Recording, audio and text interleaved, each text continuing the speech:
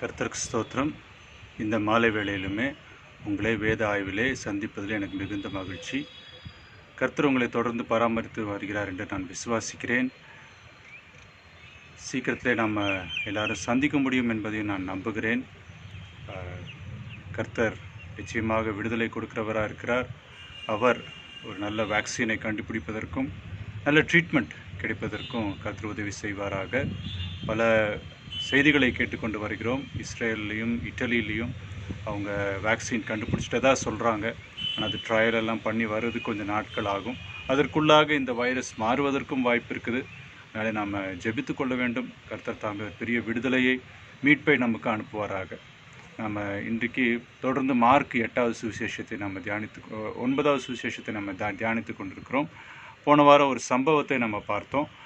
சீஷர்களின் தோல்வியை நாம் பார்க்குறோம். இயேசு கிறிஸ்து இடைப்படுகிறதையும் நாம் பார்க்குறோம். முக்கியமான ஒரு போதனை அவர் சொன்னதையும் நாம் பார்த்தோம். அந்த போதனையிலிருந்து நாம் இன்றைக்கு திரும்பியும் தொடங்க போகிறோம். கர்த்தர் தாம் இந்த வேத ஆய்வையும் ஆசீர்வதிப்பாராக. நாம் ஜெபிப்போம். ஆண்டவரே, உம்முடைய சமூகத்திலே நாங்கள் வருகிறோம். தேவரீர், உம்முடைய வார்த்தையானது எங்களுக்கு ஜீவனை கொடுக்கிறதாயும் ஜீவனான உண்மை நாங்கள் அறிந்து கொள்ளத்தக்கதாயும் உதவி செய்கிறதுக்காக கொடான கோடி ஸ்தோத்திரம். ஆண்டவரே, நீர் சொன்னவைகள், நீர் செய்தவைகளின் வாயிலாக நாங்கள் உண்மை அறிந்து கொண்டும் எங்கள் விசுவாச பயணத்திலே தொடர்ந்து உறுதிப்படவும் ஆண்டவரே, நாங்கள் அநேகருக்கு பிரயோஜனமாக இருக்கவும் நீர் கிருபை செய்ய போகிறதுக்காக நாங்கள் நன்றி செலுத்துகிறோம். மார்க்கு சுவிசேஷகனின் வாயிலாக நீர் எழுதி கொடுத்திருக்கிற காரியங்களை நாங்கள் தியானிக்கையிலே பரிசுத்த ஆவியானவர் தாமே எங்கள் உள்ளத்துக்குள்ளாக ஆண்டவரே உயிரூட்டி இன்னும் அதிகமாய் நாங்கள் உமக்கென்று வெளிச்சம் வீச கிருபை செய்வாராக. அப்படியாய் செய்ய போகிறதுக்காக ஸ்தோத்திரம். இயேசுவின் நாமத்தினாலே ஆமேன். கர்த்தருக்கு ஸ்தோத்திரம். முற்றிலும் அழகானவர் என்ற ஒரு பாடலை நாம் கேட்போம். அந்த பாடலுக்கு பின்பாக நம்ம வேத ஆய்வுக்குள்ளாக கடந்து செல்வோம்.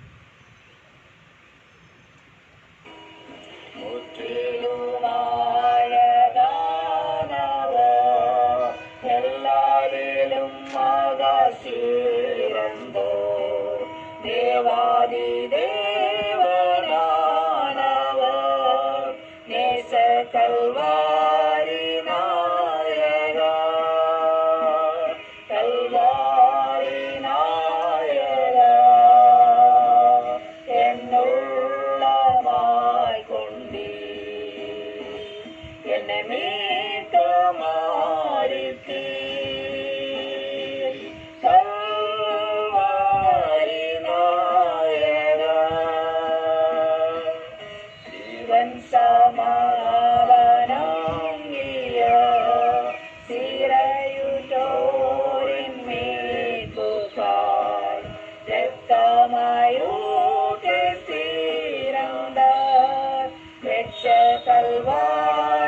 நாயகா, கல்வாரி நாயகா, என்னுள்ளமாய் கொண்டீ என்னை மீட்க மாறித்தீர். கல்வாரி நாயகா, நாமக்காய் பெற்ற வாரங்கள் சுத்தாங்கம் யாவும் நல்கிட அன்பதம் வெம்மையூற்றினார் ஜெய கல்வாரி நாயகா, கல்வாரி நாயகா, என்னுள்ளமாய் கொண்டீ என்னை மீட்க மாறித்தீ கல்வாரி நாயகா. உண்மை மகிமை மையமாய் கண்டு களிப்பெனென்பதே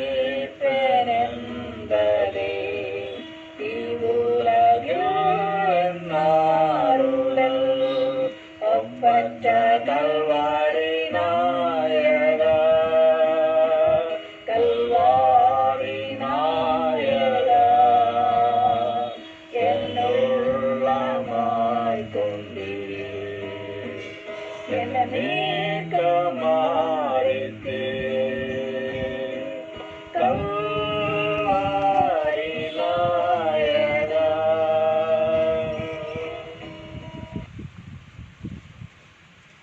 கல்வாரி நாயகர் இயேசு கிறிஸ்துவை குறித்து நம்ம தியானித்து கொண்டிருக்கிறோம். அவர் பூமியில் இருந்த பொழுது அவர் செய்த அநேக நன்மைகளை நாம் பார்த்து கொண்டிருக்கிறோம். அவர் தாம் வெறும் மனுஷன் அல்ல, மனுஷகுமாரன் நான் என்று தன்னை அடையாளப்படுத்தி கொண்டாலும் அவர் மகிமை பொருந்தியவர் என்பதை பல காரியங்களிலே அவர் நிரூபித்து கொண்டே வந்தார்.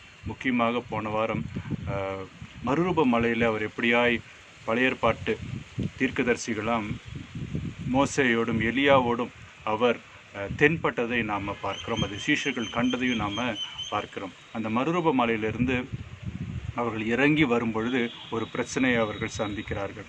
அந்த பிரச்சனை என்னவென்று சொன்னால், ஒரு சிறுவன், ஒரு மகன், அவன் செவிட்டு ஊமையான ஒரு ஆவியினாலே அவன் பிடிக்கப்பட்டு அது அவனை நெருப்பிலும் தண்ணீரிலும் தள்ளுகிறதை நாம் பார்க்கிறோம். பல வருஷங்களாக இது இப்படி இருக்கிறது. அந்த பையனுடைய தகப்பன் அவர்களை இயேசு கிறிஸ்துவுடைய சீஷர்களிடத்தில் கொண்டு வந்து காண்பிக்கிறான். இயேசுவும் 4 சீஷர்களும் மறுரூப மலையிலிருந்து இறங்கி கொண்டு வருகிறார்கள். எஞ்சிய சீஷர்களிடத்தில் அவர்களை கொண்டு வந்திருக்கிறார்கள். அப்போது அந்த சீஷர்களினாலே அந்த அசுத்தாவியை விரட்ட முடியாமல் போயிற்று. அப்பொழுது இயேசு கிறிஸ்து அவர்களை கடிந்து கொள்கிறார். விசுவாசம் இல்லாத சந்ததியே, உங்களோடு நான் எத்தனை நாள் இருப்பேன் என்று சொல்லி கடிந்து கொண்டு அந்த தகப்பனோடு பேசுகிறார். அப்போ அந்த தகப்பன் சொல்கிறார், நான் சீஷர்களிடத்தில் கேட்டேன், அவர்களாலே கூடாமல் போயிற்று என்று சொல்லி அதன் பின்பாக இயேசு கிறிஸ்து அந்த தகப்பனிடத்திலே கேட்கிறார், இது எவ்வளோ காலமாக இருக்கிறது என்று சொல்லி. இயேசு கிறிஸ்துவுக்கு தெரியும், அவருக்கு எவ்வளோ காலமாக இருக்கிறது என்று நிச்சயமாகவே தெரியும். ஆனாலும் இந்த தகப்பன் குணப்பட வேண்டும் என்பதையும் கூட அவர் விரும்புகிறதை நாம் பார்க்கிறோம். இந்த தகப்பனும் குணப்பட வேண்டும். ஏன்னா உள்ளத்தில் அவர் அதிக காலமாய் இந்த மகனை கண்டு அதை குறித்து விசனப்பட்டு அவர் வேதனைப்பட்டு கொண்டிருக்கிறதை இயேசு கிறிஸ்து அறிவார். இப்போது அவர் வாயிலே அத்தனை காரியங்களும் அவர் எடுத்து சொல்லத்தக்கதாக இயேசு கிறிஸ்து ஒரு தருணத்தை கொடுக்கிறதை நம்ம பார்க்கிறோம். ஒரு சந்தர்ப்பத்தை கொடுக்கிறார். அந்த மனிதன் எடுத்து சொல்லுகிறதை நம்ம பார்க்கிறோம். சிறுவது முதற்கொண்டே இது இருக்கிறது, தீயிலும் தண்ணீரிலும் இவனை தள்ளுகிறது, உங்களால் ஏதாவது செய்யக்கூடுமால் எங்கள் மேல் மனதுருகி எங்கள் மேல் என்று சொல்லும் பொழுது நமக்கு தெரிகிறது அந்த தகப்பனுக்கும் உதவி தேவை, மகனுக்கும் உதவி தேவை. மார்க் 9வது அதிகாரம் 22வது வசனத்தில் அவர் இப்படியாக கேட்டார். நம்ம போன வாரம் பார்த்தோம்னா, எங்களுக்கு என்ன செய்ய வேண்டும், மனதிறங்கி எங்களுக்கு உதவி செய்ய வேண்டும் என்று சொல்லி கேட்டார். அப்பொழுது இயேசு கிறிஸ்து ஒரு போதனை சொல்லுகிறது நம்ம பார்த்தோம். அவர் is giving us a principle, ஒரு கொள்கையை அவர் கொடுக்கிறார். இந்த கொள்கை ரொம்ப முக்கியமான ஒரு கொள்கை. அவர் என்ன சொல்லுகிறார், நீ விசுவாசிக்க கூடுமானால் எல்லாம் கூடும் என்றார். விசுவாசிக்க கூடுமானால் ஆகும், விசுவாசிக்கிறவனுக்கு எல்லாம் கூடும் என்றார். இது அற்புதமான ஒரு காரியம். உடனே பிள்ளையின் தகப்பன், விசுவாசிக்கிற ஆண்டவரே, என் அவ்விசுவாசம் நீங்கும்படி உதவி செய்யும். அப்போ இங்கே ஒரு முரண்பாடு இருக்கிறதை பார்க்குறோம். அவர் சொல்லுகிறதுல, நான் விசுவாசிக்கிறேன், என் விசுவாசம் உண்டு, என் அவ்விசுவாசமும் உண்டு, நீர் என்ன செய்ய வேண்டும், அதை நீங்கும்படி கிருபை செய்ய வேண்டும் என்று சொல்லி, உதவி செய்ய வேண்டும் என்று சொல்லி கேட்கிறார். ஒரு அபயக்குரல். ஆனால் இங்கே இந்த கேட்கிற இந்த உதவி ரொம்ப அழகான உதவி. என் பையனுக்கு நீங்கள் உதவி செய்யுங்க, எனக்கும் உதவி தேவை. முக்கியமாக என்னுடைய விசுவாசத்தில் எனக்கு என்ன தேவை, உதவி தேவை. எனக்கு விசுவாசம் உண்டு, உங்களால் பண்ண முடியும்னு எனக்கு தெரியும். இருந்தாலும் நீங்கள் சொல்கிறீங்க என்கிட்ட விசுவாசம் இல்லைன்னு சொல்லி, குறைச்சல் இருக்குன்னு சொல்கிறீங்க. என்னுடைய விசுவாசத்தில் இருக்கிற குறைச்சலை நீங்கள் நீக்கி போடுங்க என்று சொல்லி அவர் கேட்கிறார். ஒவ்வொரு விசுவாசியினுடைய வாழ்க்கையிலும் கூட அந்த பரிபூர்ண விசுவாசம் காணப்படாத காலங்கள் இருக்கும். சோர்ந்து போய், கர்த்தர் அறிந்திருக்கிறாரா என்னுடைய கஷ்டத்தை, அவருக்கு தெரியுமா என்னுடைய கவலைகளை என்று சொல்லி கேள்வி கேட்கிற காலங்களும் கூட வரக்கூடும். ஏனென்றால் இந்த வாழ்க்கை ஒரு வனாந்திர பாதையிலே நம்ம செல்கிறவர்களாக இருக்கிறோம். நிச்சயமாக நீரூற்றுகள் உண்டு, ஆனால் சில வேளைகளிலே நம்ம சோர்ந்து போகிறவர்களாய் காணப்படுகிறோம். இப்போ இந்த மனுஷன் சொல்லுகிறார், என்னுடைய அவிசுவாசத்தில் குறைச்சல் இருக்கிறது என்று சொல்லி நான் நினைக்கிறேன். நீங்கள் சொல்கிறீங்க, அதனால் எனக்கு தெரியுது. நீங்கள் என்ன பண்ணுங்கள், என் அவ்விசுவாசம் நீங்கும்படி, take away the deficiency in my faith, என்னுடைய விசுவாசத்தில் இருக்கிற குறைபாடுகள் எல்லாவற்றையும் நீர் எடுத்து போடும், எனக்கு அந்த உதவி செய்யும் என்று சொல்லி அவர் கேட்கிறார். அழகான ஒரு ஜெபம் இல்லையா? ரொம்ப ஆவிக்குரிய ஒரு ஜெபம். இது இது வந்து உலக தேவைகளில் இருந்த ஜெபம் இல்லை. சரீர தேவை, மகனுடைய சரீர தேவைக்காக, அந்த வியாதி சுகமாக, அந்த கஷ்டம் நீங்க அவர் கேட்கிறார். எல்லாவற்றுக்கும் மேலே அவர் என்ன சொல்கிறார், ஒரு ஆவிக்குரிய ஒரு ஜெபத்தை நம்ம இங்கே பார்க்குறோம். முதல் உதவி கேட்குறார் இல்லையா, எங்களுக்கு உதவி செய்ய வேண்டும், எப்படி இந்த கஷ்டம் நீங்கி போக உதவி செய்யுங்க. அடுத்தது உதவி கேட்குறது என்னது, என்னுடைய அவ்விசுவாசத்தில் குறைச்சல் நீங்கி போக உதவி செய்யுங்க என்று சொல்லி கேட்குறது. This is spiritual plea, request.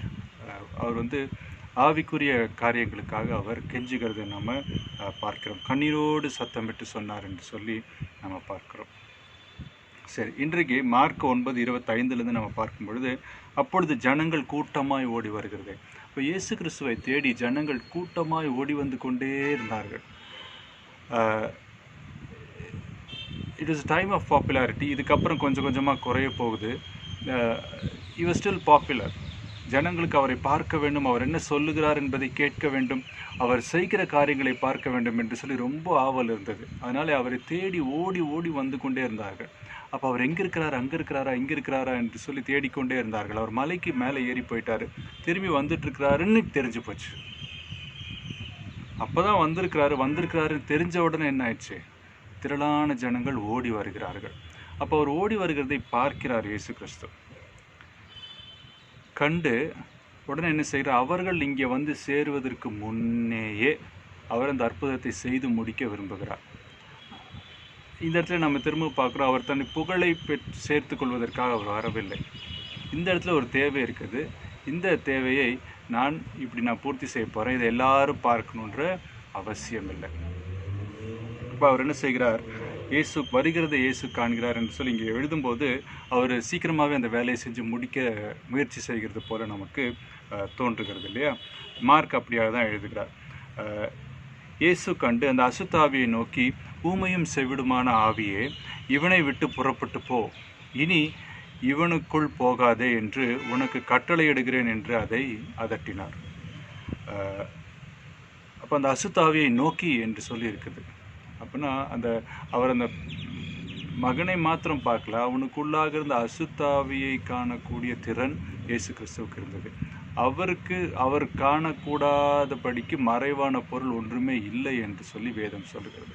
இப்போ அவர் என்ன செய்கிறார், அந்த அசுத்தாவியை பார்த்து, அசுத்தாவியை நோக்கி. இப்போ அசுத்தாவி என்பது உண்மையான ஒரு காரியமாக அது இருக்கிறது இல்லையா, அது நிச்சயமான ஒரு காரியமாக இருக்குது. அசுத்தாவி என்று ஒன்று உண்டு. அந்த அசுத்தாவியை நோக்கி என்று அவர் சொல்லும்போது, he looked at the whole evil spirit. அந்த அசுத்தாவியை நோக்கி அவர் சொல்லுகிறார், ஊமையும் செவிடுமான ஆவியே என்று சொல்லி அந்த அசுத்தாவிக்கு ஒரு ஒரு கேரக்டரிஸ்டிக் அவர் கொடுக்கிறார். அவருக்கு அந்த அசுத்தாவியும் தெரியும், அந்த அசுத்தாவியோட குணத்தையும் அதனுடைய செயல்பாடும் அவர் அறிந்திருந்தார். அந்த அசுத்தாவியின் செயல்பாடு என்ன, ஒருவனை ஊமையாக்குவதும் செவிடாக்குவதும். இப்போ அவர் சொல்லுகிறார், அந்த அசுத்தாவியை நோக்கி ஊமையும் செவிடுமான ஆவியே என்று சொல்லும் பொழுது அந்த பையனுக்கு கேட்கல. The boy could not hear what Jesus said because he was deaf. அந்த மகன் செவிடா இருந்ததுனால அவனுக்கு கேட்கவில்லை, ஆனால் அந்த அசுத்தாவிக்கு கேட்டது. இவனை விட்டு புறப்பட்டு போ என்று சொல்கிறார். அப்போ நீ அவனை பிடித்து வைத்து கொண்டிருக்கிறாய், இவனை நீ விடாமல் இருக்கிறாய், இவனை விட்டு நீ என்ன செய், புறப்பட்டு போ என்று சொல்லுகிறார். இவனை உன்னுடைய இருப்பிடமாக வைத்துக்கொண்டு இவனுக்கு கெடுதல் செய்து இவனை ஊமையனாக்கி செவிடாக்கி இவனை நெருப்பிலும் தண்ணீரிலும் தள்ளி கொல்ல பார்த்து இத்தனை வருஷங்களாக நீ செய்து கொண்டிருக்கிறாய், இனி இது உன்னுடைய இருப்பிடம் அல்ல, நீ புறப்பட்டு போ என்று சொல்லி நான் உனக்கு கட்டளையிடுகிறேன் என்று அதை அதட்டினார் என்று சொல்லி பார்க்கிறோம்.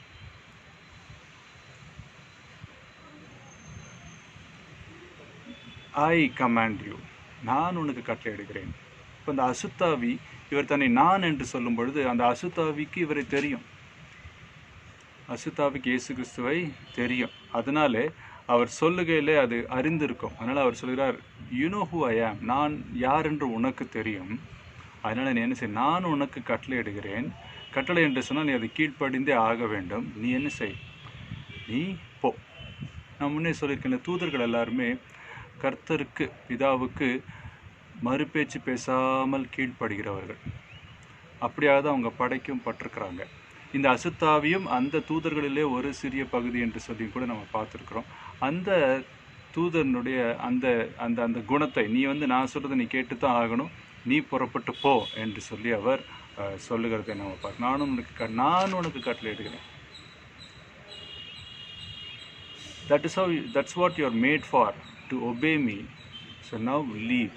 புறப்பட்டு போ என்று சொல்லி அவர் சொல்ல. உனக்கு ஒரு எஜமான் உண்டு, ஆனால் அந்த எஜமானுக்கு மீறின எஜமான் நான். நீ என்ன செய், நீ புறப்பட்டு போ என்று அதை அதட்டினார் என்று சொல்லி பார்க்கிறோம். அவர் அதட்டினார் என்று சொல்லும் பொழுது இயேசு கிறிஸ்து அதட்டுகிறவராயும் இருக்கிறார் இல்லையா? அதட்டினார் என்று சொல்ல என்ன அர்த்தமாக இருக்கும்? ரிபியூக்ட், அது சத்தம் போட்டார். நம்ம ஊரில் லோக்கலாக சொன்னால் திட்டினார் அப்படின்னு சொல்லி சொல்கிறோம் இல்லையா? அவர் திட்டினார். அவர் என்ன செய்தார்? அதை அதட்டினார்.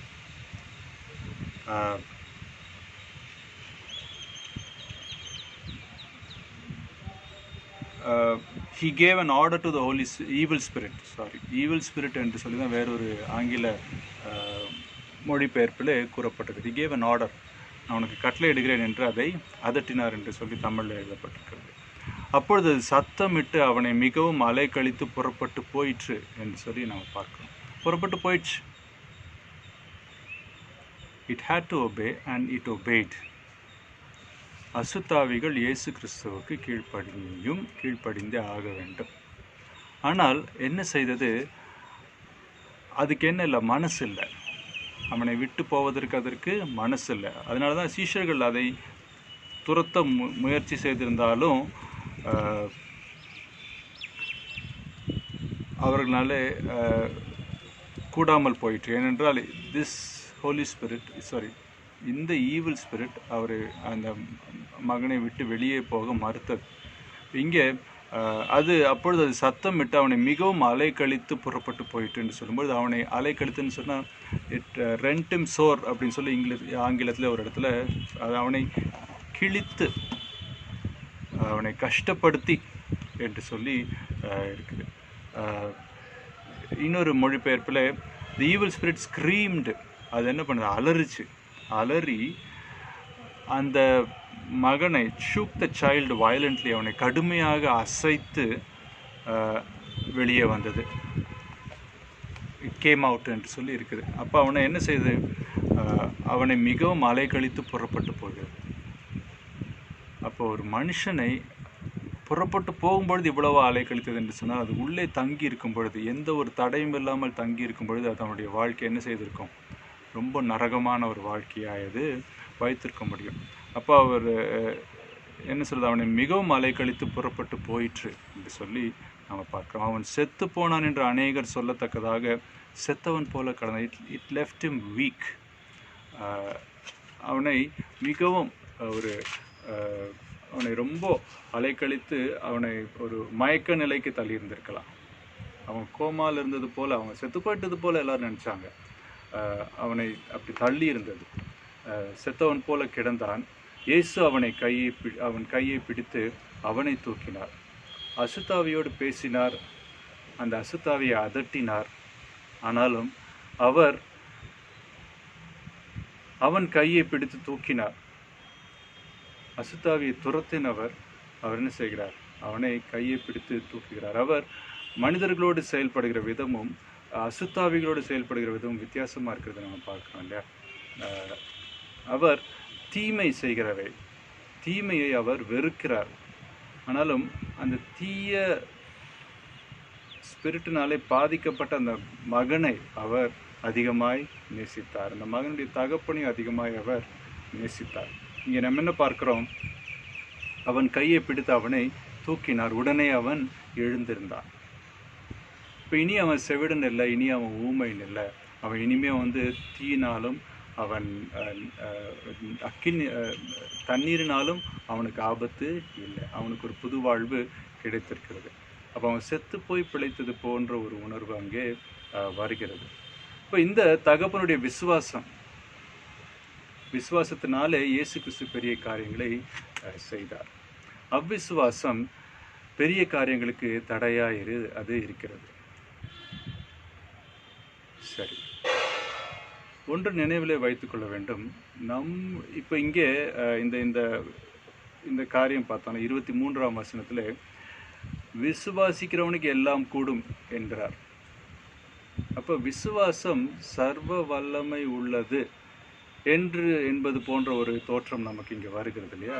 விசுவாசிக்கிறவனுக்கு எல்லாம் கூடும், எல்லாமே செய்ய முடியும்னு சொன்னால் அவனுக்கு வல்லமை உண்டு, அவன் சர்வத்தையும் செய்ய வல்லமை உடையவன் என்ற ஒரு எண்ணம் இங்கே நமக்கு வருகிறது.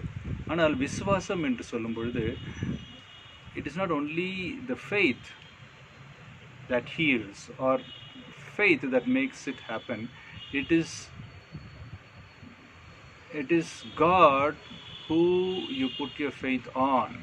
He makes it happen. அதாவது நமக்குள்ள இருக்க விசுவாசம் எல்லாவற்றையும் நடப்பிக்கும் என்பது அர்த்தம் அல்ல. அது நாம் யார் மீது விசுவாசம் வைக்கிறோமோ அந்த தேவன் எல்லாவற்றையும் செய்யக்கூடியவர். அவர் நம்மை கொண்டு எல்லாவற்றையும் செய்ய வைப்பார், நமக்கு எல்லாவற்றையும் செய்கிறவராயும் அவர் இருப்பார். இப்போ விசுவாசம் என்பது ஒரு திறவுகோலாய், அது ஒரு முக்கியமான ஒரு காரியமாக இருக்கிறது. விசுவாசம் இப்போ அதே வசனத்தை 23ல் நீ விசுவாசிக்க கூடாதென்றால் ஆகாது, விசுவாசிக்காதவனுக்கு எதுவும் கூடாது என்று சொல்லியும் கூட நம்ம வாசிக்க முடியும் இல்லையா? 23வது வசனத்தில் நீ விசுவாசிக்க கூடுமானால், உனக்கு விசுவாசிக்க கூடாது என்று சொன்னால் உனக்கு ஆகாது, விசுவாசிக்க கூடுமானால் ஆகும் என்று சொல்லி நம்ம இங்கே தெரிந்து கொள்ள முடியும். அப்போ அதனால தான் அந்த தகப்பன் ஆண்டவரே என்று சொல்லுகிறதை பார்க்கிறோம். ஆண்டவரே. அப்போ விசுவாசம் எதன் மீது என்பது ரொம்ப முக்கியம். இப்போ விசுவாசம் தேவன் மீது நிச்சயமாய் வேண்டும் இல்லையா? அப்போ அந்த விசுவாசம் இங்கே கனி கொடுக்குற விசுவாசமாய், தகப்பனுடைய விசுவாசம் பிள்ளைக்கு ஒரு பெரிய ஒரு சௌக்கியத்தை கொடுத்ததையும் நம்ம இங்கே பார்க்குறோம் இல்லையா? நம்முடைய விசுவாசம் மற்றவர்களுக்கும் ஆசீர்வாதமாக இருக்க முடியும், நம்முடைய விசுவாசம் நமக்கும் ஆசீர்வாதமாக இருக்க முடியும். இந்த தகப்பன் கண்ணீரோடு உரத்த சத்தத்தோடு அவர் ஜெபித்த ஜெபமானது என்னுடைய விசுவாசத்தை நீர் சுகப்படுத்தும்.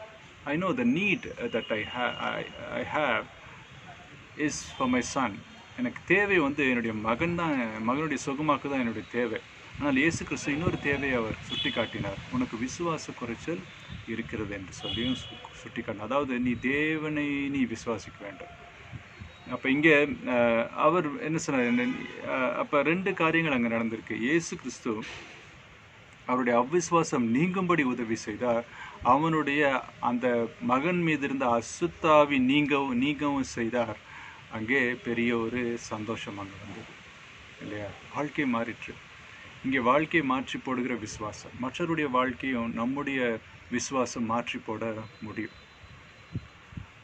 நம்முடைய விசுவாசம் மாற்றி போட முடியும் என்று சொல்லும் பொழுது we are not called to put our faith on faith. நம்முடைய விசுவாசத்தின் மீது விசுவாசம் வைக்க நம்ம அழைக்கப்படவே இல்லை. நாம் விசுவாசிக்கிறவர் மீது விசுவாசம் வைக்க தான் அழைக்கப்பட்டிருக்கிறோம். we are called to put our faith on God on whom we have faith. அவர் மீது விசுவாசம் வைத்திருக்கிறதுனால அவர் மீது தான் நம்ம விசுவாசம் வைக்கிறோம். அவர் தான் எல்லாவற்றையும் வாய்க்க பண்ணுகிறவராக இருக்கிறார். அதனால் அவர் பெரிய விசுவாசி என்று சொல்லி யாரையுமே நம்ம சொல்ல முடியாது. சின்ன விசுவாசி என்று சொல்லி யாரையும் சொல்ல முடியாது. ஏனென்றால் பெரிய விசுவாசி சின்ன விசுவாசின்னு சொல்லும்போது அவருடைய தேவன் பெரிய தேவன், இவருடைய தேவன் சின்ன தேவன் என்று சொல்லுகிறப்பது போல இருக்கும். அப்போ இங்கே நம்ம என்ன பார்க்கிறோம்? யார் மீது விசுவாசம் வைக்கிறோம்? அதாவது என் தேவனால் எல்லாம் கூடும் என்ற விசுவாசம் தேவை. நிறைய தடவை நான் சொல்ல கேட்டிருக்கிறேன், அவங்கெல்லாம் இயேசு கிறிஸ்துவை ஏற்றுக்கொள்ள மாட்டாங்க, அவங்கெல்லாம் சுவிசேஷத்தை வாங்கி கொள்ள மாட்டாங்க, அவங்கெல்லாம் மாறிட்டாலும் அவங்கெல்லாம் திருந்திட்டாலும் என்று சொல்லி அதிகமாக நான் கேட்கிறதை பார்க்கிறேன். அது உண்மைதான், நீங்கள் நினைக்கிறது உண்மைதான். அது it's impossible for certain people, it appears like it's impossible for certain people to receive the gospel. சுவிசேஷத்தை ஏற்றுக்கொள்வது என்பது சிலர் நிச்சயமாகவே ஏற்றுக்கொள்ள மாட்டார்கள் என்று சொல்லத்தக்கதான சூழ்நிலைகள் இருக்கலாம். ஆனால் அதை மீறி ஒரு நிச்சயம், காணப்படாதவைகளை குறித்த ஒரு நிச்சயம், அது என்னது? தேவனாலே எல்லாம் கூட. சவுலை பவுலாக்கினவர், பேதுருவை ஒரு பெரிய ஒரு பிரசங்கி ஆக்கினவர், அவர்னாலே கூடாதது ஒன்றுமே இல்லை. உங்களை என்னையும் ஆண்டவர் என்ன செய்ய முடியும்? அநேகருக்கு உங்களுடைய விசுவாசத்தினாலே அநேகருக்கு ஆசீர்வாதத்தை கொடுக்க வைக்க முடியும், அநேகருக்கு சுகத்தை கொடுக்க வைக்க முடியும். ஆனால் நாம் தேவனை எவ்வளவாய் விசுவாசிக்கிறோம், அவர்னால எவ்வளவெல்லாம் கூடும் நம்ம நினைக்கிறோமோ அந்த அளவுக்கு தான் நம்முடைய விசுவாசம் இருக்கிறது என்று சொல்லி அர்த்தம். இது அவர்னால முடியாது அப்படின்னு நினச்சோன்னா அது நம்முடைய அவிசுவாசமாய் அது இருக்கிறது. உங்களுடைய அனுபவத்தின் மீது நீங்கள் சார்ந்து, இது வரைக்கும் அவர் எனக்கு பண்ணலை, இனிமேலும் அவருக்கு பண்ண மாட்டார் போல தெரியுது, அல்லது அவனால் பண்ண முடியாது, இவங்க தான் இப்படி பண்ணுறாங்களே, அவங்க தான் அப்படி பண்ணுறாங்களே என்று நம்ம நினச்சோன்னா நமக்கு என்ன இல்லை? விசுவாசம் இல்லை. இப்போ காணப்படாத இன்னும் பின்னால் வரப்போகிறது கூடிய பற்றின ஒரு உறுதி. அவர் சொன்னார், சிஷ்யர்கிட்ட வந்தீங்க, அவங்களுக்கு முடியல, இப்போ என்னை நீ விசுவாசி. அவர்கள் யார் மீது விசுவாசம் வைக்க வேண்டும்? என் மீது தான் அவங்க விசுவாசம் வைக்க வேண்டும். இப்போ சிஷ்யர்கள் பக்கம் பார்வையை திரும்புகிறது. அதை நம்ம மார்க்கு திரும்ப அந்த பார்வையை கொண்டு வருகிறார். இயேசு அவன் கையை பிடித்து அவனை தூக்கினார். 27ஆம் வசனம். உடனே அவன் எழுந்திருந்தான். 28ஆம் வசனம். வீட்டில் அவர் பிரவேசித்த பொழுது, மலையிலேருந்து இறங்கினாங்க, இங்கே ஒரு பெரிய அற்புதம் நடக்குது, அங்கே பெரிய சந்தோஷம். அதுக்கப்புறம் ஜனக்கூட்டம் வந்துட்டாங்க. ஒருவேளை அவர்களிடத்துல அவர்கள் பேசியிருக்கலாம், இயேசு கிறிஸ்து பேசியிருக்கலாம், ஒரு பிரசங்கம் பண்ணியிருந்திருக்கலாம். ஒருவேளை அற்புதங்களையும் அந்த ஜனங்களுக்கும் அவர் செய்திருக்கிற வாய்ப்பு இருக்கிறது. ஆனால் மார்க் என்ன செய்கிறார்? கட் பண்ணி நேராக வீட்டில் அவர் வீட்டுக்கு போகிறாங்க. வீட்டில் அவர் பிரவேசித்த பொழுது அவருடைய சீஷர்கள், அதை துரத்திவிட எங்களால் ஏன் கூடாமல் போயிற்று என்று அவரிடத்துல தனித்து கேட்டார்கள். இப்போ சீஷர்களுக்கெல்லாம் அது என்னவா இருக்குது? ஒரு அவமானத்தினுடைய ஒரு காரியமாக இருக்குது, ஒரு தோல்வி. அது அவங்களுடைய உள்ளத்தை ரொம்ப அதிகமாக பாதித்தது. அந்த தோல்வியை அவங்களால என்ன பண்ண முடியல? ஏற்றுக்கொள்ள முடியல. அவங்க என்ன சொல்கிறாங்க? அவங்களுக்கு they want to be useful. அவர்கள் பயனாளிகளாக இருக்க வேண்டும் என்று சொல்லி விரும்புகிறார்கள். அதனாலே அவர்கள் என்ன செய்கிறார்கள்? அவரை பார்த்து தனித்து கேட்கிறார்கள். ஜனங்களுக்கு முன்பாக கேட்க என்னவா இருக்குது? வெக்கமாக இருக்குது. நிறைய நேரத்தில் அவங்க தனித்து கேட்கிறதை நம்ம பார்க்குறோம். நம்ம முன்னாடி கூட பார்த்துருக்கோம். அந்த உவமைகளை அவர் சொல்லும் பொழுது அவர்கள் தனியாக கேட்குறாங்க, எங்களுக்கு புரியல, அது என்னன்னு சொல்லுங்கள். அந்த மார்க்கு சுவிசேஷத்தில் கூட அந்த விதை குறித்து நம்ம பார்க்குறோம். விதைக்கிறவன் புறப்பட்டான் என்று சொல்லி இருக்கு. 10வது வசனம். மார்க்கு 4:10 பார்த்தீங்கன்னா, அவர் தனித்திருந்த பொழுது 12 கூட அவரை சூழ்ந்தவர்கள் அந்த உவமை குறித்து அவரிடத்தில் கேட்டார்கள் என்று சொல்லியிருக்கு. நிறைய இடத்துல அவங்க கேட்குறாங்க, நீங்கள் பேசுனது எங்களுக்கு புரியல, நீங்கள் சொன்னது எங்களுக்கு புரியல, இந்த விஷயத்தில் நாங்கள் எங்களால் ஏன் செய்ய முடியாமல் போச்சுன்னு சொல்லி எங்களுக்கு புரியல, எங்களுக்கு நீங்கள் சொல்லித்தாங்க. சீஷர்களுக்கு முடியாமல் போகிற காரியங்கள் உண்டு, காலங்கள் உண்டு. சிலதெல்லாம் நம்மளால் முடியாமல் தோல்விகள் நமக்கு வர வாய்ப்பு இருக்குது. ஆனால் அது தோல்வி தான் அப்படின்னு சொல்லி நம்ம அப்படியே இருந்துட வேண்டிய அவசியம் இல்லை. அவரிடத்துல நம்ம அந்த தோல்விகளை குறித்து கேட்க வேண்டும். தனித்து நம்ம என்ன செய்யணும்? வீட்டில் போய் கேட்கணும். நம்ம தனியாக அவரோடு இருக்கிற நேரத்தில் நம்ம என்ன செய்ய வேண்டும்? அவரோடு பேச வேண்டும். ஆண்டவரே, எனக்கு இது தோல்வியாய் தெரிகிறது, இந்த தோல்வியை குறித்து நீங்கள் என்ன நினைக்கிறீங்க? அந்த தோல்வி எதனாலே வந்தது? இது என்னுடைய அவிசுவாசத்தினாலேயா, என்னுடைய செயல்பாடின்மையானாலேயா, இல்லை நீர் இந்த காரியத்தை தாமதப்படுத்துகிறீரா, அல்லது இந்த காரியத்துக்கான நேரம் ஒன்று, சரியான நேரம் ஒன்று குறித்து வைத்திருக்கிறீரா? அப்படி நீர் குறித்து வைத்திருந்தீர் என்று சொன்னால், காத்திருப்பதற்கு எனக்கு நீர் என்ன தாரும்? எனக்கு பொறுமையை நீர் தாரும். அப்போ என்னுடைய பொறுமையை நீர் என்ன செய்யும்? நீர் பரிபூர்ணமாக்கும் என்று சொல்லி நாம் ஜெபிக்க வேண்டும். அப்போ அவரோடு பேச வேண்டும். சீஷர்கள் தன்னுடைய குருவோடு பேசுகிறத நம்ம பார்க்கிறோம். நாம் என்ன செய்ய வேண்டும்? ஆண்டவரோடு நம்ம பேச வேண்டும். Because is going to teach as. நமக்கு நிறைய காரியங்களை சொல்லித்தரப்போகிறார். ஒரு நண்பன் சொல்லி கொடுக்காத காரியம், ஒரு அப்பா அம்மா சொல்லி கொடுக்காத ஒரு காரியம், ஒரு கணவனோ ஒரு மனைவியோ சொல்லி கொடுக்க முடியாத ஒரு காரியம் அவர் நமக்கு கற்றுக் கொடுக்கிறவராக இருக்கிறார். அதிலும் முக்கியமாக வெரி பர்சனல் திங்ஸ், நமக்கு மிகவும் தனிப்பட்ட காரியங்களை அவர் கற்றுக் கொடுக்கிறவராக இருக்கிறார். அப்போ ஒரு சீஷனுக்கு தன்னுடைய ஆண்டவனாகிய இயேசு கிறிஸ்துவோடு பேசுவதற்கான சுதந்திரம் உண்டு. இவர்கள் அந்த சுதந்திரத்தை பயன்படுத்திக்கிறத நம்ம பார்க்குறோம். அவங்க பயப்படுறாங்க ஆக்சுவலாக அவர்கிட்ட பேசுகிறதுக்கு. ஏன்னா அவரிடத்துலேருந்து வல்லமை வெளிப்படுகிறதே அவங்க பார்க்குறாங்க. அவர் அதட்டுகிறதையும் அந்த அசுத்தாவை விட்டு ஓடுகிறதையும் பார்த்ததுக்கப்புறம் இவங்களுக்கு என்னாச்சு, இன்னும் கொஞ்சம் பயம் ஜாஸ்தியாக இருக்குது. ஏனென்றால் இவருக்கு அசுத்தாவின் மீது எவ்வளவு அதிகாரம் உள்ளது என்பதை அவங்க அறிந்து கொண்டார்கள். சரி, அறிந்து கொண்டார்கள் தான். ஆனாலும் பாருங்கள், அவங்களுக்கு ஏற்கனவே தெரியும். ஏன்னா இவங்கெல்லாம் பிசாசை விரட்டி இருக்கிறார்கள். எப்படி பிசாசை விரட்டி இருக்கிறார்கள் நம்ம முன்னாடியே பார்த்துருக்குறோம். மார்க்கு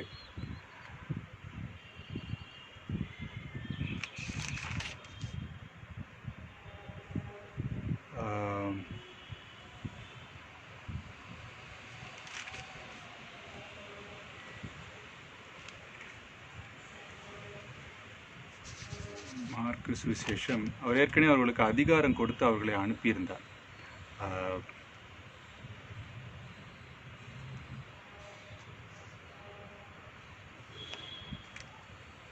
7வது வசனம் பாருங்கள். மார்க் 6:7. மார்க் 6வது அதிகாரம் 7ஆம் வசனத்தில் அவர் 12 அழைத்து அசுத்தாவிகளை துரத்த அவர்களுக்கு அதிகாரம் கொடுத்து என்று சொல்லி இருக்குது. அப்புறம் அவர்கள் எப்படி ஊழியம் செய்ய வேண்டும் என்று சொல்லி அவர்களுக்கு எல்லாம் கொடுத்திருந்தார். முதல்ல அவர் கொடுத்தது அதிகாரம். அந்த அதிகாரத்தை அவர் கொடுத்திருந்தார். ஆனால் அந்த அதிகாரத்தை அவங்களால என்ன பண்ண முடியல, இந்த இடத்துல பிரயோகிக்க முடியல. அவங்க இத்தனைக்கும் அவங்க போன இடங்கள் எல்லாவற்றிலும் அவங்க 2 போனாங்க. 13ஆம் வசனம் சொல்லுது, மார்க் 6:13.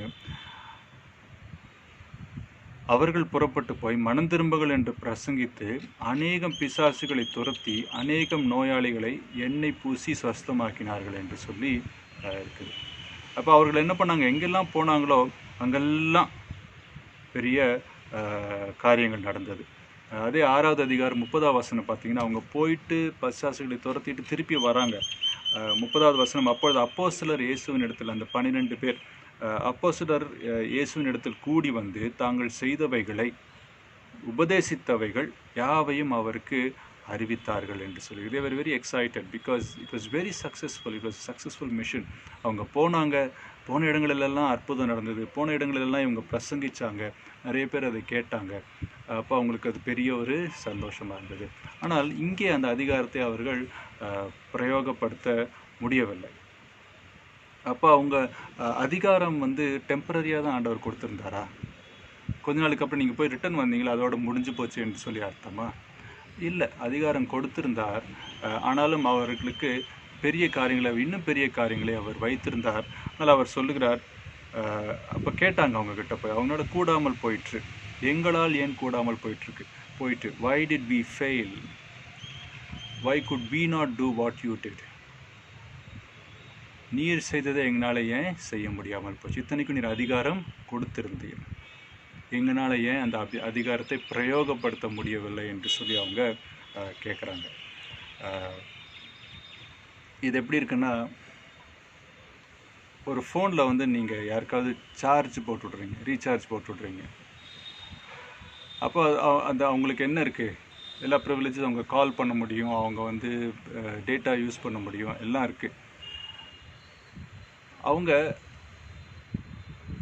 டேட்டா யூஸ் பண்ண முடியுது.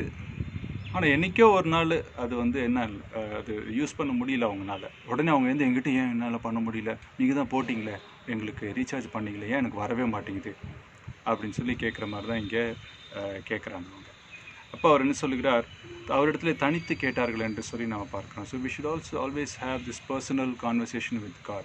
It is very very important for a disciple. ஒரு சீஷனுக்கு அவரோடு தனித்து பேசுகிற காலங்கள் நிச்சயமாக இருக்க வேண்டும். அதுதான் நம்மளை என்ன செய்ய போகிறது, நம்முடைய விசுவாசத்தை சுகப்படுத்த போகிறது, அவ்விசுவாசம் நீங்க செய்கிறது, நமக்கு புத்தி கெட்டாத மாற்றங்களை நம்முடைய இருதயத்தில் ஏற்படுத்துகிறதா இருக்கிறது.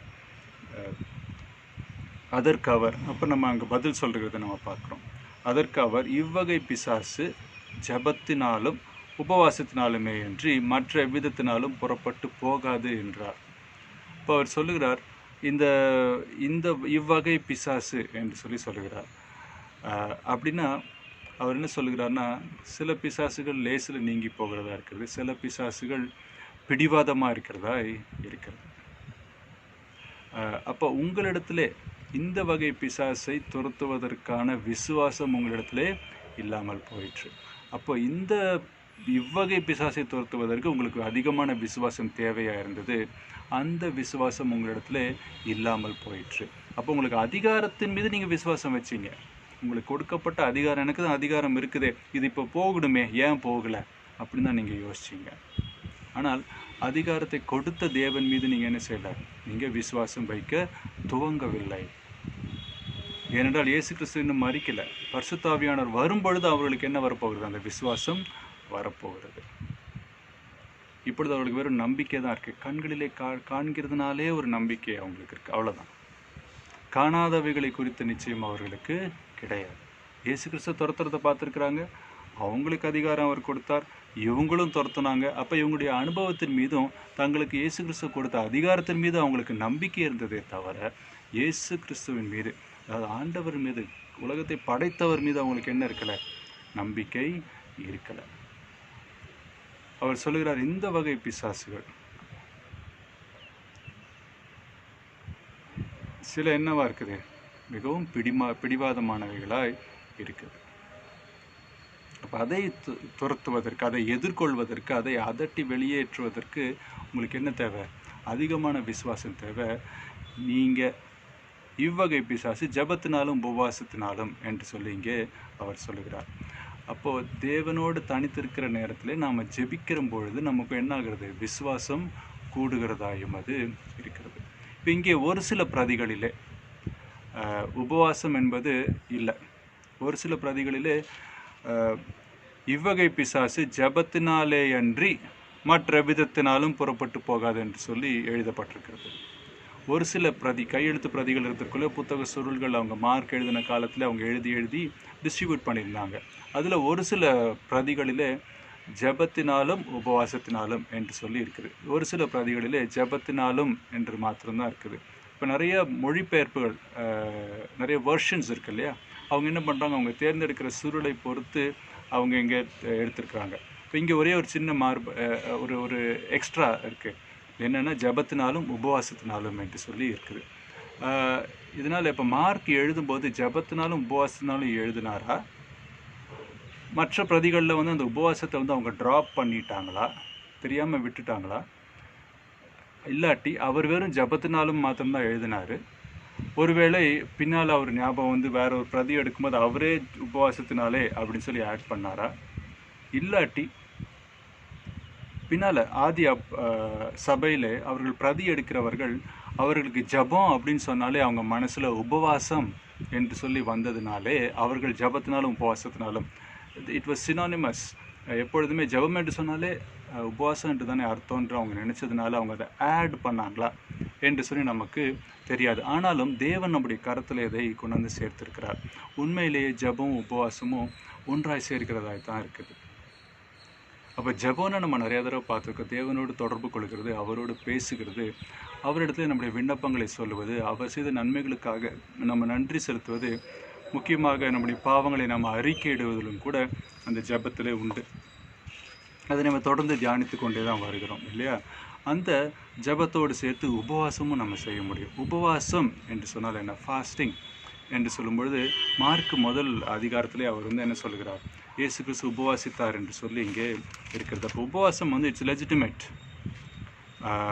1ஆம் அதிகாரம் 13ஆம் வசனத்தில் அவர் வனாந்தரத்தில் 40 நாள் இருந்து சோதிக்கப்பட்டு என்று சொல்லி இருக்குது. அங்கே அவர் என்ன பண்ணார்? உபவாசித்தார். மத்தேயுவில் அவர் சொல்லுகிறார் உபவாசித்தார், அவர் ஒன்றும் சாப்பிடாமல் இருந்தார் என்று சொல்லி. அப்போ இங்கே உபவாசம் என்பது அப்படின்னா என்ன? நம்ம இந்து சகோதரர்கள் சொல்ல உண்டு. இப்போது முஸ்லீம் சகோதரர்கள் கூட என்ன பண்ணுறாங்க? இஸ்லாமிய சகோதரர்களும் இந்த ரமதான் காலங்களிலே அவர்கள் என்ன செய்கிறாங்க? உபவாசம் இருக்கிறார்கள். அந்த உபவாசத்தினுடைய நோக்கம் என்ன என்பதை நாம் அறிந்து கொள்ள வேண்டும். அந்த நோக்கத்தினால் தானே அந்த உபவாசங்களுடைய வகைகளை நாம் அறிந்து கொள்ள முடியும். வேதம் குறிப்பிடுகிற விசுவாசமானது, உபவாசமானது நாம் தேவனோடு இருக்கிற நேரத்தில் நமக்கு மற்றவைகளை ஒதுக்கி வைத்துவிட்டு தேவனுக்கு முன்னுரிமை கொடுக்கறது தான் உபவாசம். அதாவது நான் எப்பொழுதும் சாப்பிட்றேன், நான் குடிக்கிறேன், அது எனக்கு தேவையானது, அது நல்லது.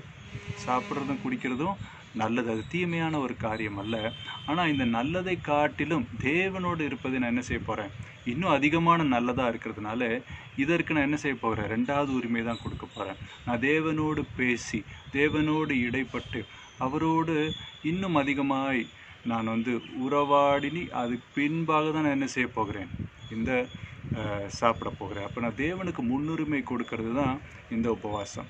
அப்போ ஒரு நாள் ஃபுல்லாக உபவாசிக்கிறவங்க இருக்கிறாங்க, ஒரு வேளை உபவாசிக்கிறவர்கள் இருக்கிறார்கள், உணவையும் குடிப்பையும் ஒதுக்கிறவர்கள் இருக்கிறாங்க, சில பேர் உணவை மாத்திரம் ஒதுக்கி வைத்துட்டு குடிக்கிறவர்களாக இருக்கிறாங்க. பலவிதமாக இருக்க முடியும். சிலர் என்ன பண்ணுறாங்க, வேறு மாதிரி யோசிக்கிறாங்க.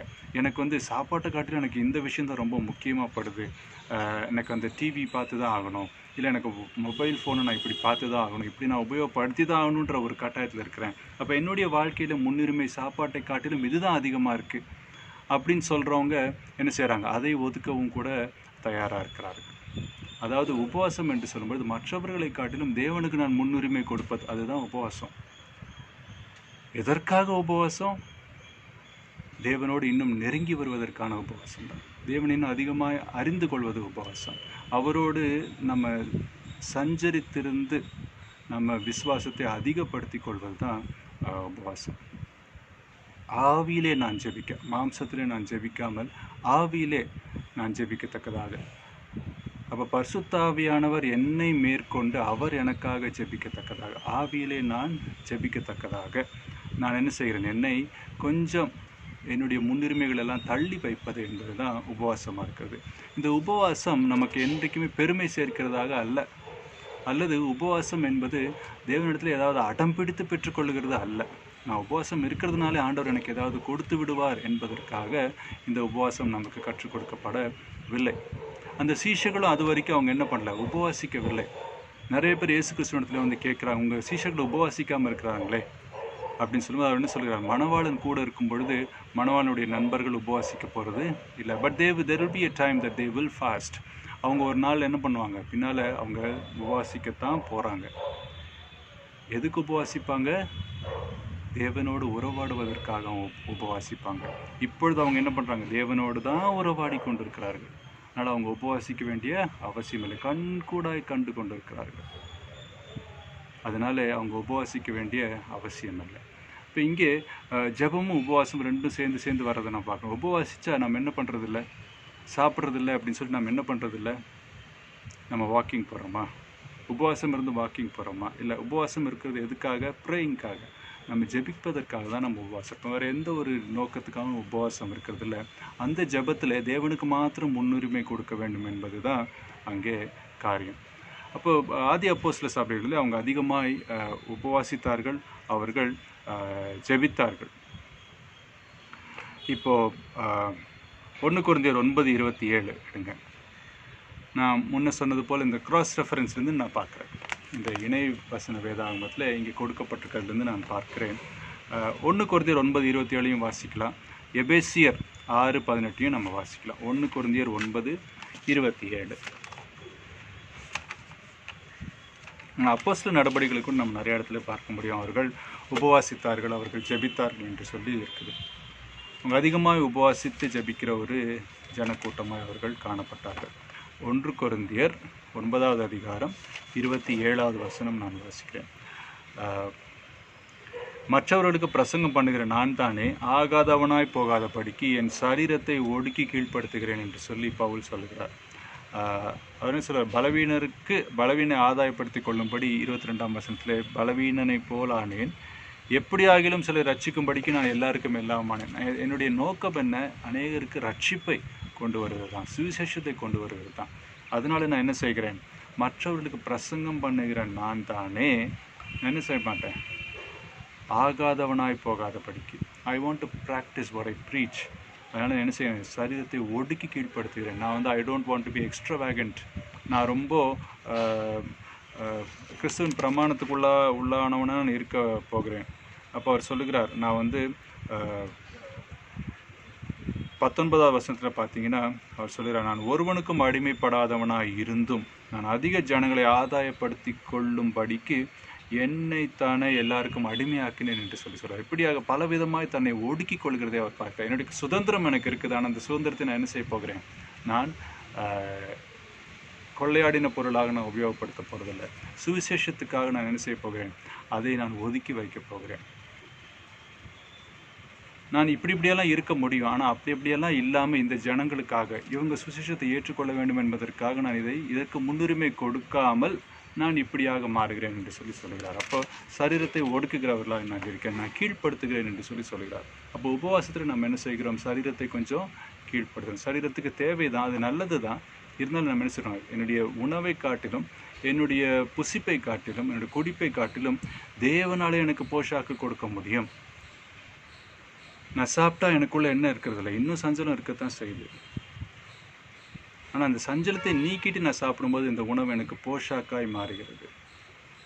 அதனால் அதுக்காக நான் என்ன செய்ய போகிறேன்? இந்த உணவை ஒதுக்கி விட்டு தேவனிடத்தில் நான் போகிறேன். பட்டினி கிடப்பது உபவாசம் அல்ல.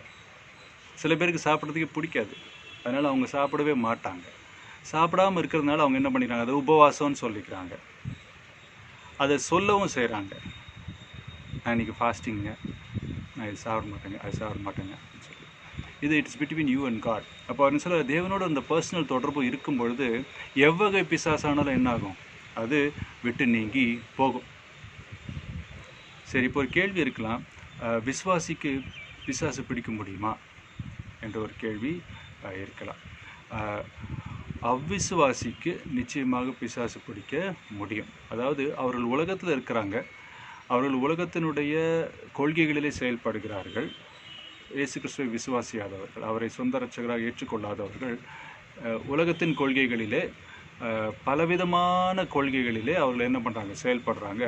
அவர்களில் சிலரை அசுத்தாவிகள் ஏகமாய் அவர்களுக்குள்ளாக போய் அவர்களுக்குள்ளாக பிரவேசித்து அவர்களிலே தங்கி நிறைய காரியங்களை செய்ய முடியும். தீய காரியங்களை அவைகள் செய்ய முடியும். மற்றவர்களை கஷ்டப்படுத்துவது, மற்றவர்களை துன்பப்படுத்துவது, கொலை செய்ய வைப்பது, ஒருத்தருடைய வாழ்க்கையை அழிப்பது, இப்படி போன்ற காரியங்களை அந்த அசுத்தாவிகள் அவ்விசுவாசிகளுக்குள்ளாக தங்கி பெரிய ஒரு சாத்தானுக்கு ஒரு கருவியாய் அவர்கள் பயன்பட முடியும். அவை பலவிதமாக அவைகள் பயன்பட்டு கொண்டே இருக்கின்றன. அது சின்ன குழந்தைகளை கஷ்டப்படுத்துறதாகட்டும், அது அசுத்தாவினுடைய செயலாக நான் பார்க்கிறேன். அது பிசாசினுடைய ஒரு கருவியாக அவர்கள் செயல்படுகிறார்கள் என்று சொல்லி தான் நான் நம்புகிறேன். அதே போல் பெரியவர்களை துன்பப்படுத்துவதும், ஒரு சாதி காரியங்கள் மதவெறி பிடிக்க வைப்பதும், சாதி வெறி பிடிக்க வைப்பதெல்லாம் கூட பல கோணங்களிலே பல விதங்களிலே அவைகள் அசுத்தாவிகள் செயல்படுகின்றன. ஒரு மனுஷனுக்குள்ளாக பிரவேசித்தும் இருக்க முடியும். ஆனால் ஒரு அவிசுவாசியாக இருந்த அசுத்தாவி பிடிக்கப்பட்ட ஒரு மனுஷன் சுவிசேஷத்தை கேட்கும் பொழுது அவனுக்குள்ளாக இருக்கிற அசுத்தாவிகள் அவனை விட்டு அகன்று போகின்றன. ஏனென்றால் ஒளி வரும்பொழுது அங்கே வெளிச்சம் வரும்பொழுது இருளுக்கு அங்கே இடம் இல்லை. யோவான் 1 நம்ம பார்க்கிறோம், இருளானது வெளிச்சத்தை பற்றுவதில்லை, இருளானது வெளிச்சத்தை மேற்கொள்வதில்லை, வெளிச்சம்தான் இருளை மேற்கொள்ளும். அதனால ஒரு அவிசுவாசி அசுத்தாவி பிடித்தவன் சுவிசேஷத்தை கேட்டு அதை ஏற்றுக்கொள்ளும் பொழுது அவனுக்குள்ளாக அசுத்தாவி நீங்கி போகிறது. மாறாக பிதா, குமாரன், பரிசுத்தாவியானவர் மூவரும் என்ன செய்கிறார்கள்? வந்து அவனுக்குள்ளே வாசம் செய்கிறவர்களாக இருக்கிறார். அங்கே the kingdom is not divided. It cannot be a temple for God and also for the devil. அது பிசாசுக்கும் அதாவது அசுத்தாவிக்கும் பரிசுத்தாவிக்கும் தங்குகிற ஒரு ஆலயமாய் மனுஷனுடைய சரீரம் இருக்க முடியாது. இது வேதம் பல இடங்களிலே தெளிவாக சொல்லுகிறது. அப்போது என்ன செய்ய முடியும்? விசுவாசிலே வளருகிறவனாய், ஆவியிலே வளருகிறவனாய், கிறிஸ்துவிலே வளருகிறவனாய், பரிசுத்த சீர்பொருந்துதலிலே அவன் வளருகிறவனாய், பிரயோஜனத்திலே வளருகிறவனாய்த்தான் இருக்கிறான்.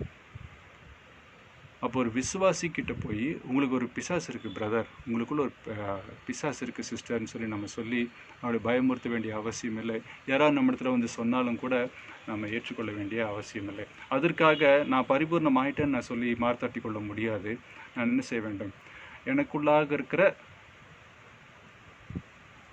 அவிசுவாச குறைச்சலானாலும் அல்லது நடத்தையினுடைய குறைச்சலானாலும் பேச்சின் குறைச்சலானாலும் எண்ணங்களின் குறைச்சலானாலும் நான் என்ன செய்ய வேண்டும்? கர்த்தரிடத்திலே தொடர்ந்து சீர்பொருந்தி கொண்டே இருக்க வேண்டும் பரிசுத்த ஆவியினுடைய துணையினாலே. அந்த தாழ்மை நமக்கு எப்போவுமே இருக்கணும். அப்புறம் என்ன சொல்ல வரேன்னு சொன்னால், அசுத்தாவிகள் விசுவாசிகளை பிடிக்க முடியாது. we are immune to the onslaughts of Satan and his evil spirits. நாம் பிசாசும் அவனுடைய அசுத்தாவிகளினுடைய ஆக்கிரமிப்பிலிருந்து நாம் பாதுகாக்கப்பட்டிருக்கிறோம். இது சிலுவையிலே கிறிஸ்து செய்த மகத்தான பணியினாலே வருகிற ஒரு ஆசீர்வாதம். இதை நம்ம சுதந்திரித்து கொள்ளணும், அதை ஏற்றுக்கொள்ள வேணும். இல்லை பிரதர், பிசாசு பிடிச்சிருன்னு சொன்னோன்னா நம்ம இயேசு கிறிஸ்துவை சிலுவையிலேருந்து கீழாக தள்ளுகிறவர்களாய் நாம் இயேசு கிறிஸ்துவை காப்பாற்ற முயற்சிக்கிறவர்களாய் நம்ம போயிடுறோம். அவர் மரித்ததுனாலே, இயேசுவின் நாமம் உயர்ந்ததுனால, எல்லா நாமத்துக்கும் மேலான நாமமாக இருக்கிறதுனால என்ன செய்ய முடியாது, நமக்குள்ளே ஆக்கிரமிக்க முடியாது. இந்த சீஷரிடத்தில் அவிசுவாசம் காணப்பட்டது. அவர் சொன்னார், விசுவாசத்திலே குறைச்சல் காணப்பட்டது. அவர் என்ன சொன்னார், நீங்கள் அதிகாரத்தை விசுவாசிச்சிங்க, இப்போ கொஞ்ச நாள் அப்படி தான் இருக்க போகுது, ஆனால் வரும்ன்ற ஒரு காலம் இருக்கும், அப்போ நீங்கள் என்ன செய்ய போகிறீங்க, உங்களுடைய விசுவாசம் முற்றிலுமாக இருக்குது, என்ன நீங்கள் பார்க்கவே போகிறதில்ல,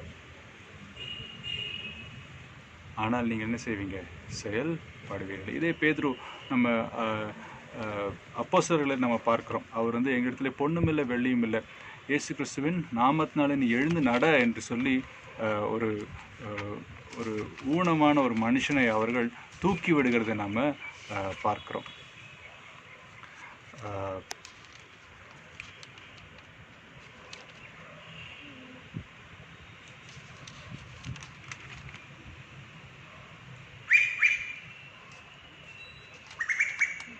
அப்போஸ்தலர் 4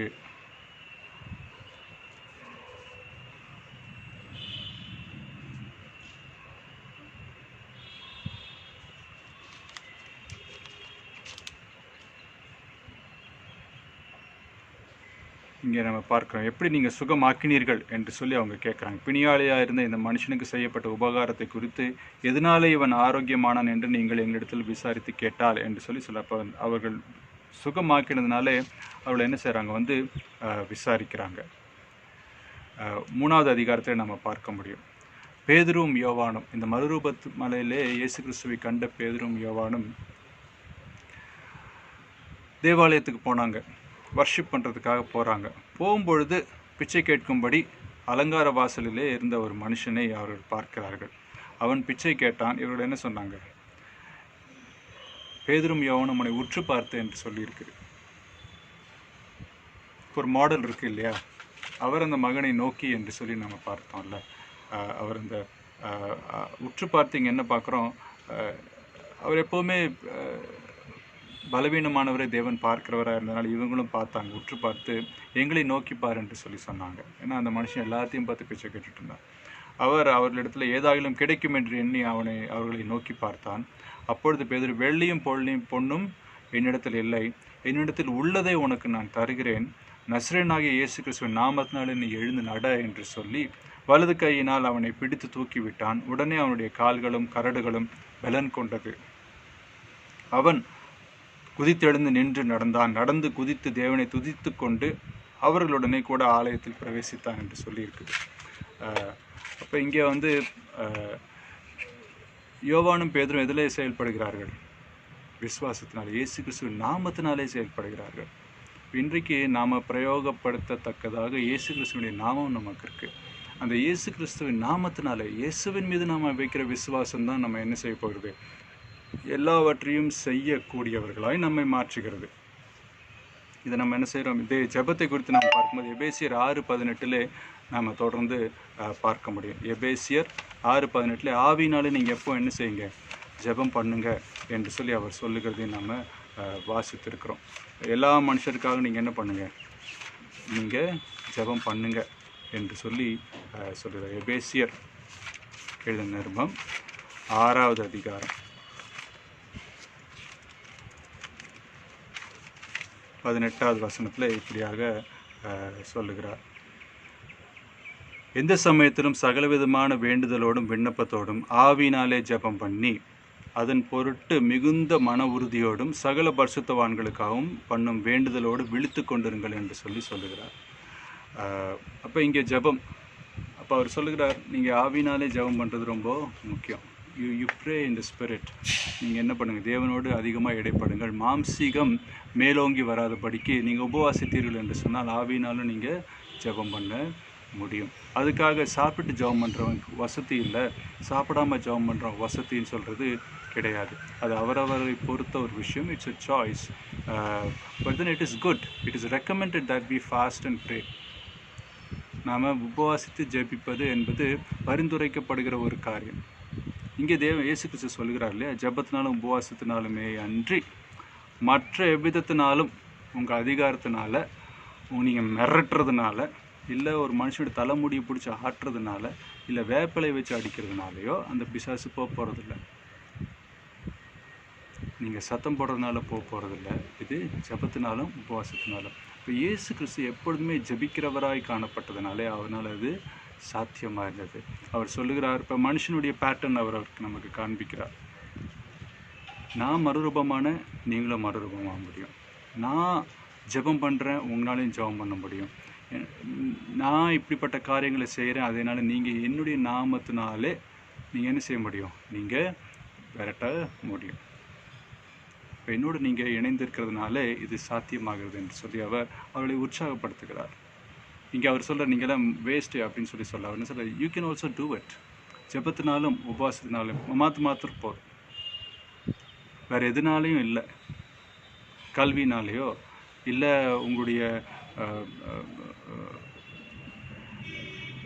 பலவித காரியங்கள்னாலே, நீங்கள் பொருள்னாலேயோ இல்லை உங்களுடைய உடல் பலத்தினாலேயோ இல்லை, இது ஜெபத்தினாலே வருகிறதா. ஜெபம் என்பது தேவனோடு இருக்கிற தொடர்பினாலே அவர் வருகிறது என்று சொல்லி சொல்கிறார். அதுக்கப்புறம் 30வது வசனம் ரொம்ப கிளியராக அவர் சொல்லிட்டார் இல்லையா, பின்பு இதனால தான் நடக்கும், இதனாலலாம் நடக்காது, வேறு எதுனாலையும் நடக்காது அப்படின்னு சொல்லிட்டார். So prayer is very important. Prayer is first and foremost if we have to be a blessing for others. நாம் மற்றவர்களுக்கு ஆசீர்வாதமாக இருக்க வேண்டும் என்று சொன்னால் ஜெபம் அது ரொம்ப முக்கியமாக இருக்குது. நம்ம தேவனோடு தொடர்பில் இருப்பது ரொம்ப முக்கியமாக இருக்குது எல்லா நேரத்துலையுமே. 30வது வசனம், பின்பு அவர்கள் அவ்விடம் விட்டு புறப்பட்டு கலிலேயாவை கடந்து போனார்கள். அப்போ இவங்க மேலே இருக்கிறாங்க, நடுவில் கலிலேயா இருக்குது, கீழே யூதேயா அல்லது அங்கே தான் எருசலேம் இருக்குது. அப்போ அவங்க எருசலேமை நோக்கி அவர் பயணப்பட தொடங்குகிறார். சிசிரியா பிலிப்பில் அவங்க இருந்தாங்க. அங்கிருந்து கிறிஸ்து யார் என்று சொல்லி அவங்க அறிந்து கொண்டார்கள். நீர் தான் மெய்யான கிறிஸ்து என்று சொல்லி பேதுரு அறிக்கையிடுகிறார். அவர் தான் தள்ளப்பட போவதையும் கொல்லப்பட போவதையும் சொல்கிறாரு.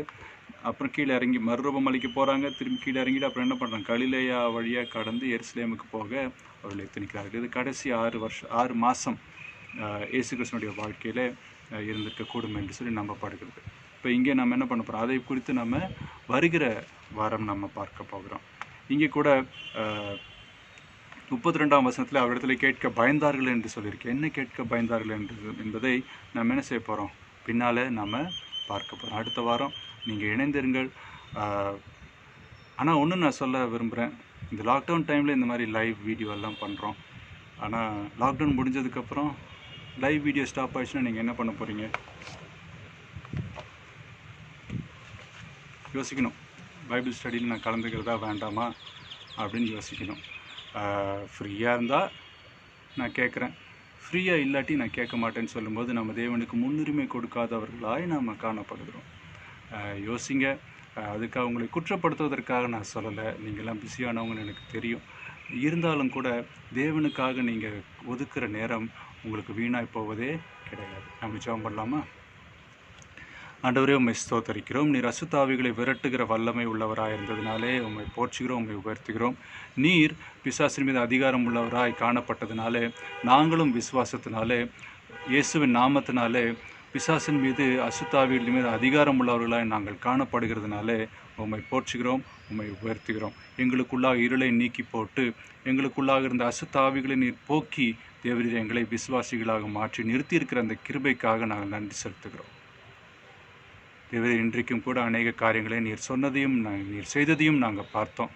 ஆண்டவரே, இந்த ஜெபத்திலும் உபவாசத்திலும் நாங்கள் உமக்கு முன்னுரிமை கொடுத்து எங்கள் வாழ்க்கையில் எப்பொழுதும் நடக்க நீர் கிருபை தாரும். நீர் அப்படியாக செய்ய போகிறதுக்காக நாங்கள் நன்றி செலுத்துகிறோம். இன்று நாளைக்காக உம்மை போற்றுகிறோம், உம்மை உயர்த்துகிறோம். இயேசுவின் நாமத்தினாலே ஆமென். Praise the Lord. கர்த்தருக்கு ஸ்தோத்திரம். நம்ம மீண்டுமாய் சந்திப்போம். ஆமென்.